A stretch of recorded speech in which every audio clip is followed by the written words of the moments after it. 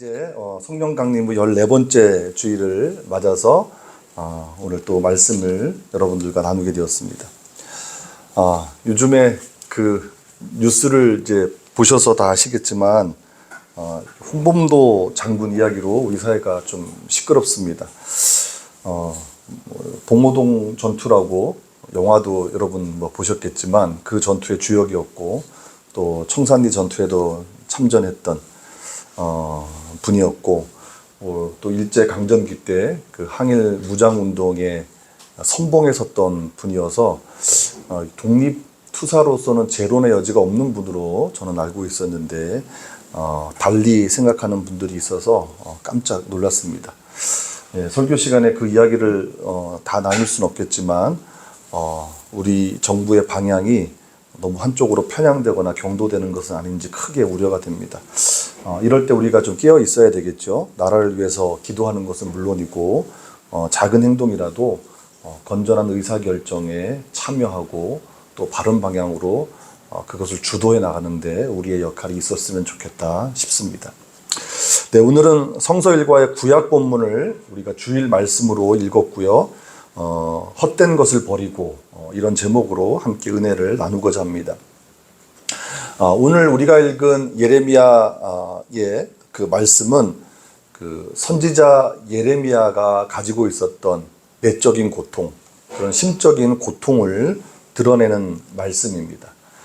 여러분 잘 아시겠지만 예레미야는 이제 그 유다의 요시야 왕 제13년, 그러니까 주전 626년입니다.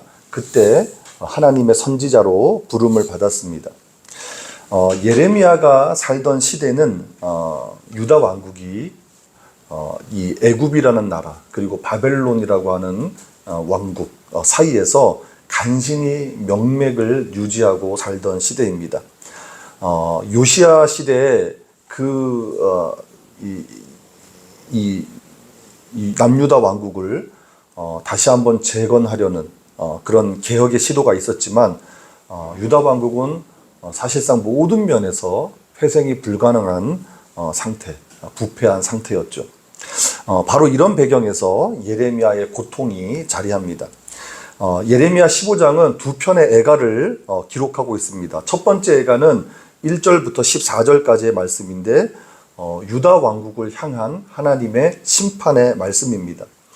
심판의 원인은 므낫세까지 거슬러 올라갑니다.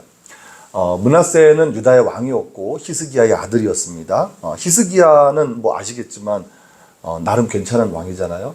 선정을 베풀었던 왕인데 히스기야의 아들이었지만 므낫세는 최악의 우상 숭배자라고 불렸던 사람입니다. 12살 때 왕위에 올라서 유다 왕국을 55년 동안 다스렸는데 아버지가 펼쳤던 개혁 정책을 다 뒤집었습니다. 히스기야가 헐어버린 산당들을 다시 세웠고요. 그리고 바알 제단을 쌓았고 또 아세라 목상이라는 걸 만들어서 여호와의 성전 안에 두었습니다. 하나님을 예배하는 성전 안에서 아세라를 섬겼던 거죠. 그리고 무당들을 불러다가 접신하게 하고 그렇게 귀신들과 대화하는 것을 즐겼습니다. 심지어는 자기 아들 중 하나를 암몬 족속의 신이었던 몰렉에게 인신제물로 바칩니다. 그냥 제물로 바치는 게 아니라 불에 태워서 제사로 바치는 그런 가증한 행동을 한 왕이 므낫세입니다. 므낫세의 이런 가증한 행위는 당연히 유다 백성들을 우상 숭배에 빠지도록 만들었습니다. 하나님께 신실한 사람들을 죽이기까지 했으니까 수많은 사람들이 하나님에게서 멀어지고 배역하는 일이 벌어졌죠. 열왕기하의 기록을 보면 하나님은 므낫세의 이런 악행을 보시고 심판을 결정하십니다. 사마리아를 심판하신 것처럼 예루살렘을 심판하시고 사람이 그릇을 씻어서 엎어놓는 것처럼 예루살렘을 씻어버리겠다 말씀하시죠. 바로 그 심판이 예레미야를 통해서 다시 한번 확증되는 겁니다. 말하자면 예레미야 15장에 기록된 첫 번째 애가는 므낫세 당대에 임했던 하나님의 그 심판의 말씀이 예레미야를 통해서 다시 한번 선포되는 것입니다. 내용을 요약하면 이렇습니다. 하나님은 므낫세의 행위로 말미암아 유다와 예루살렘 백성을 흩으시겠다고 말씀하시죠. 15장 4절입니다. 또 모세와 사무엘과 같은 그런 이스라엘 사람들에게 위대하게 여겨지는 사람들이 다시 이 땅에 와서 하나님 앞에 선다고 할지라도, 그들이 중재한다고 할지라도 당신의 뜻을 돌이키지 않겠다고 말씀하십니다. 1절의 말씀입니다. 여러분, 하나님은 당신의 백성에게 오래 참으시는 분이잖아요. 성경이 그것을 말씀하고 있고 또 우리도 경험을 통해서 아는 사실입니다. 하지만 그런 분임에도 불구하고 하나님은 당신의 백성들을 불쌍히 여기는 게 지쳤다고까지 말씀하십니다. 6절입니다. 지쳤다는 거예요. 하나님께서 우리를 긍휼히 유다 백성들을 긍휼히 여기고 불쌍히 여기는 것이 지쳤다고 말씀하실 정도로 유다 백성의 죄악이 컸습니다. 그런데 이것이 예레미야에게는 큰 고통이었습니다. 여러분 생각해 보십시오. 예레미야의 입을 통해 선포되는 말씀은 심판의 말씀이었습니다. 그것은 하나님의 말씀이기 때문에 반드시 성취될 것입니다. 실제로 시드기야 제11년에 바벨론에 의해서 예루살렘 성이 함락됩니다. 유다의 마지막 왕이었던 시드기야는 바벨론의 장군들에 의해서 두 눈이 뽑혔고 또 노사슬로 결박되어서 바벨론으로 끌려갔습니다. 수많은 유다 백성이 바벨론 포로가 되었습니다. 하나님의 심판이 철회되지 않고 실행된 것입니다. 예레미야는 자기가 선포한 말대로 조국 유다의 파멸을 목격한 것이죠. 예레미야에게 또 하나의 고통은 유다 사람들의 반응입니다. 하나님의 선지자가 사람들을 향해서 심판을 선포할 때에는 그들이 하나님께로 돌아오기를 바라는 마음이 있을 거예요. 그렇지 않겠습니까? 그것이 자기 조국을 향한 말씀이라면 더욱 그렇겠죠. 하지만 유다 백성들은 예레미야의 말을 귀담아 듣지 않았습니다. 오히려 그를 비방하고 저주했습니다. 왜냐하면 예레미야의 메시지에는 하나님의 심판을 피할 수 없으니 바벨론의 지배를 받아들이라는 말씀도 있었거든요. 그 당시 유다 사람들이 볼 때 예레미야의 말은 마치 매국노처럼 들렸을 것입니다. 그래서 매국노로 낙인 찍고 오히려 심판을 피하게 하는 사람이 아니라 심판을 불러오는 사람으로 취급했죠. 우리가 흔히 예레미야를 눈물의 선지자라고 부릅니다. 예레미야 31장 6절에 보면 하나님께서 예레미야를 위로하실 때 이제 그만 내 눈물을 멈추어라 말씀하실 정도로 예레미야의 삶은 눈물로 얼룩진 삶이었습니다. 여러분, 하나님의 부르심에 응답하는 삶이 솔직히 쉽지 않잖아요. 그렇죠. 특별히 예레미야의 부르심은 역사의 격동기에 극도로 혼란을 겪고 있는 유다 사람들에게 하나님의 말씀을 전하는 일이었지만 문제는 그 말씀이 그들을 위로하는 말씀, 그들에게 평안을 주는 말씀이 아니었다는 거예요. 주로 심판의 말씀이었고 징계의 말씀이었고 책망의 말씀이었습니다. 생각해 보십시오. 허구한 날 화를 선포하고 눈만 뜨면 심판을 말하는 선지자를 유다 백성들이 좋아할 리 있겠습니까? 사실 예레미야 시대에는 거짓 선지자들이 많았습니다. 가장 대표적인 거짓 선지자가 기브온 출신의 아술의 아들 하나냐라고 하는 사람이죠. 거짓 선지자들이 전하는 메시지는 다른 게 아니었습니다. 축복과 평화의 예언이었습니다. 물론 축복과 평화의 예언이 다 거짓이라고 말할 수는 없겠죠. 하나님의 선지자들도 축복의 말씀을 할 수 있고 위로의 말씀을 할 수 있고 평안의 말씀을 전할 수 있습니다. 그런데 예레미야 시대의 거짓 선지자들은 사람들이 바라는 세상의 가치를 하나님의 이름으로 포장해서 달콤하게 전했던 사람들입니다.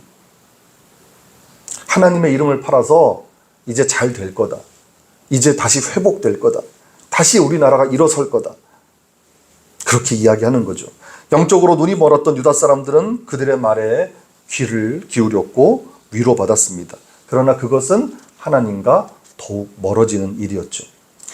여러분, 예레미야 6장 30절 31절에 보면 이런 말씀이 있습니다. 이 땅에 무섭고 놀라운 일이 있도다. 선지자들은 거짓을 예언하며 제사장들은 자기 권력으로 다스리며 내 백성은 그것을 좋게 여기니 마지막에는 너희가 어찌하려느냐. 여러분 좀 섬뜩하지 않으십니까? 저는 우리 시대도 다르지 않다고 생각합니다. 오늘날에도 거짓 메시지가 있고요. 그리고 그 거짓 메시지에 환호하는 사람들이 있습니다. 우리에게 영적인 분별력이 없으면 열심히 예배드리고도 하나님과 멀어질 수 있고요. 열심히 교회 다니고도 하나님과 상관없는 사람이 될 수 있다는 말씀입니다. 정말 우리가 경각심을 가져야 된다고 저는 믿습니다. 여러분, 예레미야는 신실하게 하나님의 말씀을 전했지만 그에게 돌아오는 것은 사람들의 비난과 저주 그리고 핍박이었습니다. 성경에 기록된 하나님의 선지자들 중에 예레미야만큼 모진 고통을 받은 사람이 있을까 싶습니다. 예레미야는 누구도 알아주지 않는 예언자의 길을 걸었습니다. 자기를 불신하는 사람들에게 하나님의 말씀을 전해야 하는 운명이 얼마나 고단하고 힘들었겠습니까? 거기서 받는 상처는 또 얼마나 컸겠습니까? 그 과정이 얼마나 외롭고 고통스러웠는지 그의 눈에 눈물이 마를 날이 없을 정도였습니다. 예레미야는 진짜 눈물의 선지자였습니다. 바로 이런 상황에서 예레미야 15장의 두 번째 애가가 기록됩니다. 예레미야는 먼저 하나님께 탄원합니다. 15절의 말씀이 탄원하는 내용입니다. 여호와여, 주께서 아시오니 원하건대 주는 나를 기억하시며 돌보시사 나를 박해하는 자에게 보복하시고 주의 오래 참으심으로 말미암아 나로 멸망하지 아니하게 하옵시며 주를 위하여 내가 부끄러움을 당하는 줄을 아시옵소서. 쉽게 풀어서 말씀드리면 이런 겁니다. 주님, 저를 잊지 마세요. 저를 핍박하는 사람들에게 주님 가만히 계시지 마시고 대신 원수를 갚아주십시오. 제가 사람들의 손에 잡혀 죽는 일이 생기지 않도록 저를 도와주십시오. 제가 주님 때문에 이렇게 수모를 당하는 것을 주님께서 아십니까? 알아주십시오. 이렇게 기도하는 거예요. 하나님의 말씀을 전한 결과로 공공의 적이 된 신세를 한탄하면서 주님 가만히 계시지 마시고 자기를 적극적으로 도와달라고 기도하고 있는 겁니다. 그러면서 자신이 하나님 앞에서 어떤 사람인지 자신의 무죄를 변호합니다. 16절과 17절의 말씀이 바로 그 말씀입니다. 예레미야는 먼저 자신이 주의 이름으로 일컬음을 받는 자라고 고백합니다. 여러분, 여기서 주의 이름으로 일컬음을 받는다는 것을 세번역 성경으로 제가 보니까 주의 이름으로 불린다라고 되어 있어요. 자기는 주의 이름으로 불리는 사람이라는 거예요. 그런데 구약 성경에서 주의 이름으로 불린다는 표현을 찾아보니까 그 표현이 한 개인과 연결된 경우는 오늘 말씀이 유일합니다. 주의 이름으로 불린다라고 하는 표현은 어떤 것과 연결되어서 사용되냐면 법궤라든지 성전이라든지 혹은 예루살렘 도시라든지 이스라엘 전체 백성을 말할 때 그렇게 주의 이름으로 불린다는 표현이 등장하는데 이것은 어떤 의미냐면 그것이 주님의 소유라는 뜻을 의미합니다. 그러니까 주님의 이름으로 불린다는 건 주님의 소유라는 의미예요. 예레미야가 이 표현을 썼다는 것은 자기가 주님의 소유라는 사실을 인정하고 확신하는 거예요. 하나님, 저는 주의 소유입니다. 저는 제 인생 제 것이 아니라 당신의 것입니다. 나는 주님의 것입니다. 이렇게 고백하고 있는 거예요. 그래서 예레미야에게는 하나님의 말씀만이 삶의 근거가 되었습니다. 예레미야가 뭐라고 고백합니까? 자기가 주의 말씀을 얻어먹었고 그 말씀이 자기에게 기쁨과 즐거움이 되었다고 고백하죠. 그런데 보십시오. 예레미야는 사실 하나님의 말씀 때문에 모든 걸 잃어버린 사람입니다. 우리가 예레미야 성경을 쭉 읽어보면 예레미야는 가족에게 쫓겨난 사람이라는 걸 알 수 있어요. 그리고 아나돗의 고향 사람들에게 배척당하고 그들이 예레미야를 죽이려고까지 했습니다. 또 아내를 맞이하지 말고 자녀를 두지 말라는 말씀을 하나님께 듣기도 했습니다. 하나님의 말씀 때문에 정상적인 사람이 누리는 모든 것을 잃어버린 사람이 예레미야였어요. 게다가 예레미야는 사회적으로 고립된 신세였습니다. 17절에 보면 내가 기뻐하는 자의 모임 가운데 앉지 아니하며 즐거워하지도 아니하고 주의 손에 붙들려 홀로 앉았다. 이렇게 고백하죠. 개인적인 즐거움을 위해서 사람들의 모임에 참여하지 않았다는 겁니다. 주님의 말씀 때문에 고립된 삶을 살았다는 거예요. 사람은 사실 사람과 더불어 살아야 사는 것 같잖아요. 우리도 그렇지 않습니까? 누군가 우리와 교제하고 우리와 대화를 나누고 우리와 즐거움을 나누고 또는 슬픔도 나누는 사람들, 그런 사람들이 있을 때 우리가 사는 것 같다고 느낍니다. 그런데 예레미야는 그렇게 함께하는 사람들이 없었어요. 그의 성격이 모나서 그런 것이 아니라 하나님의 말씀 때문에 그렇게 살았어요. 그만큼 철저하게 하나님의 말씀에 붙들려 살았고 그것 때문에 늘 혼자였다고 고백하는 거예요. 자기는 하나님의 말씀에 신실했지만 자기 삶에 무슨 즐거움이 있는지, 내 삶에 무슨 즐거움이 있었는지 하나님께 따져 묻고 있는 거예요. 그리고 그것이 하나님께서 자기 삶을 분노로 채웠기 때문이라고 단정합니다. 급기야 예레미야는 하나님을 고발하는 데까지 이릅니다. 그게 18절의 말씀입니다.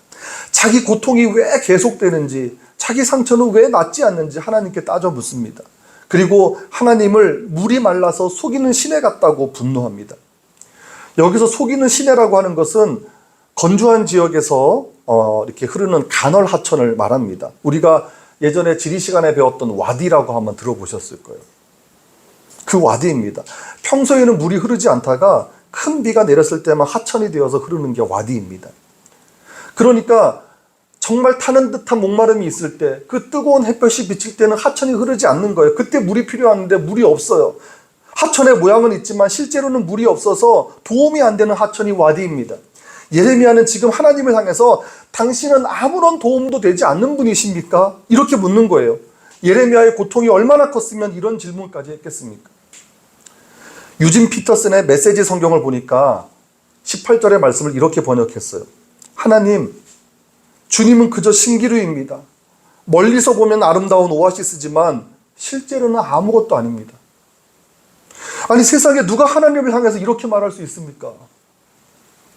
하나님을 향해서 아무것도 아니라는 말을 누가 감히 할 수 있겠습니까?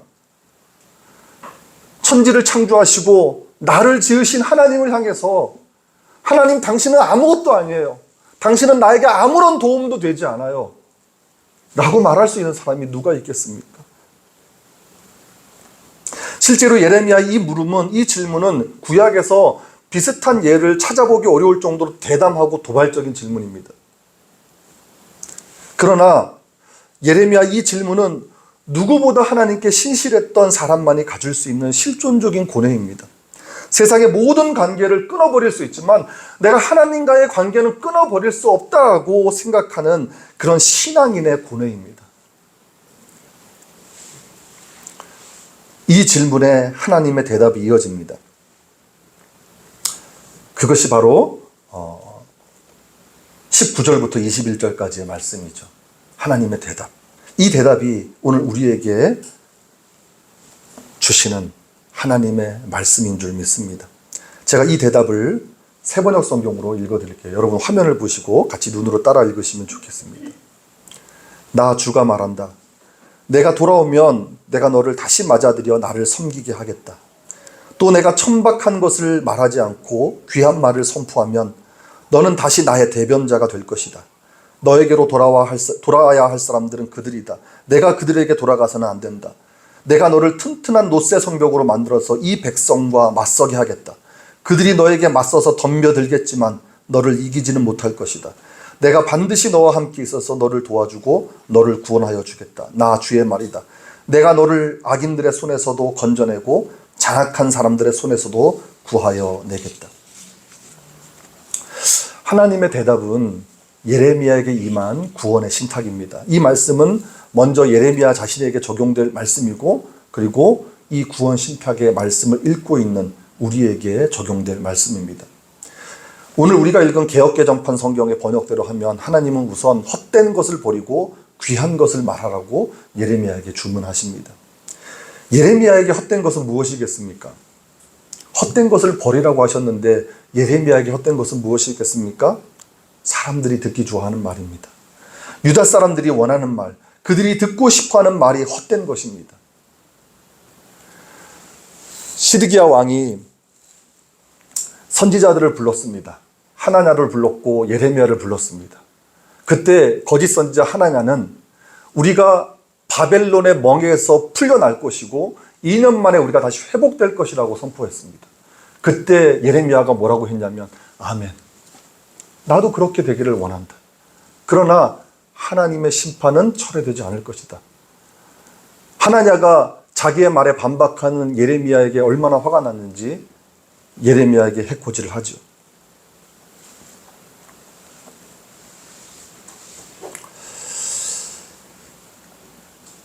반면에 귀한 것은 무엇이겠습니까? 하나님이 예레미야에게 맡기신 말씀입니다. 예레미야가 헛된 것을 버리고 귀한 것을 말할 때 하나님의 입이 되는 것이고 그것이 예레미야가 하나님께 돌아가는 일이라는 겁니다. 만일 예레미야가 늘 해왔던 것처럼 끝까지 자신의 사명을 다한다면 그 얘기는 무엇입니까? 사람들이 좋아하는 말, 사람들이 듣기 좋아하는 말 하지 않고 하나님이 맡기신 말씀을 전하는 그 사명을 끝까지 감당한다면 하나님은 그를 견고한 노성벽이 되게 하시고 그를 대적하는 사람들이 그를 칠지라도 그를 이기지 못하게 하신다는 약속입니다. 또한 악한 자의 손에 건지시고 무서운 자의 손에서 구원하신다고 약속하십니다. 이것이 예레미야에게 임한 구원의 말씀이고 다른 한편으로는 지쳐 쓰러져가는 예레미야에게 다시 한 번 주는 소명의 말씀입니다. 예레미야가 유다 백성들이 듣고 싶어하는 달콤한 위로가 아니라 하나님의 생명의 말씀, 그것이 심판이 되었던 책망이 되었던 가감없이 전할 수 있다면 그에게 하나님의 구원이 임한다는 겁니다. 이제 이 말씀을 우리에게 적용해 보았으면 좋겠습니다. 우리에게 헛된 것은 무엇입니까? 우리 한국교회의 헛된 것은 무엇이겠습니까? 예레미야에게 헛된 것이 사람들이 듣기 좋아하는 말이었다면 저는 우리에게 헛된 것은 하나님의 뜻에 반하는 세상의 가치나 방식이 아닐까 생각해 보았습니다. 여러분이 개인적으로 묵상해 보시면서 과연 나에게 헛된 것은 무엇인가를 한번 생각해 보시는 시간을 갖는 것도 좋겠습니다. 물론 세상이 추구하는 가치와 방식이라는 것이 반드시 하나님 나라의 가치와 충돌하는 것은 아니겠죠. 하지만 저는 이렇게 생각합니다. 우리 삶의 방식을 우리가 조금 더 예민하게 살펴볼 수 있어야 된다고 믿습니다. 왜냐하면 하나님에게 헛된 것이 우리 눈에 귀한 것으로 보일 수도 있기 때문입니다. 반대로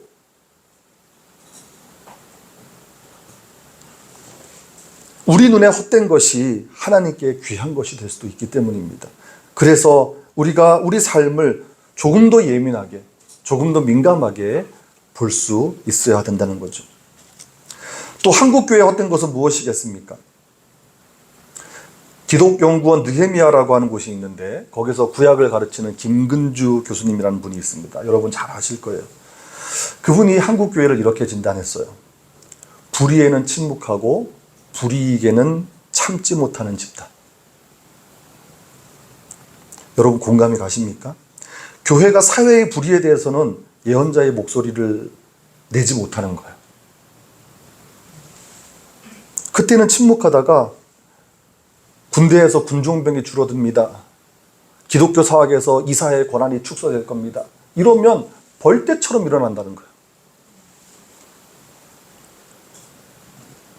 부끄러운 모습이죠. 국가조찬 기도회 같은 데서 세상 권력에 아부하는 모습도 있습니다. 그것은 하나님의 이름을 팔아서 헛된 것을 말하는 행위입니다. 반면에 불의에 침묵하는 모습은 귀한 것을 버리는 모습입니다. 반대가 된 것이죠. 여러분, 하나님은 당신의 신실한 백성, 당신의 신실한 교회를 결코 버리지 않으십니다. 신실한 백성도 고난을 겪을 수 있습니다. 신실한 교회도 어려움에 처할 수 있습니다. 이때 세상의 잣대로 비난도 받을 수 있고 조롱도 받을 수 있을 겁니다. 그렇게 된다면 개인도 교회도 엄청난 고통이겠죠. 가뜩이나 힘든데 세상이 비난하고 조롱하고 야유하니까 얼마나 힘들겠습니까? 신실함의 대가가 이런 것인가? 이러면서 의문이 생길 수도 있고 하나님을 향한 원망이 생길 수도 있을 겁니다. 예레미야처럼. 하지만 우리의 길은 분명합니다. 우리 삶이 아무리 팍팍해도 또 우리 삶이 아무리 분주해도 헛된 것을 버리고 귀한 것을 취하는 일에는 여러분 시간을 내시기를 주님의 이름으로 축복합니다. 그 일에 여러분의 열정을 쏟으십시오. 그것이 우리가 사는 길이고 구원을 얻는 길인 줄 믿습니다.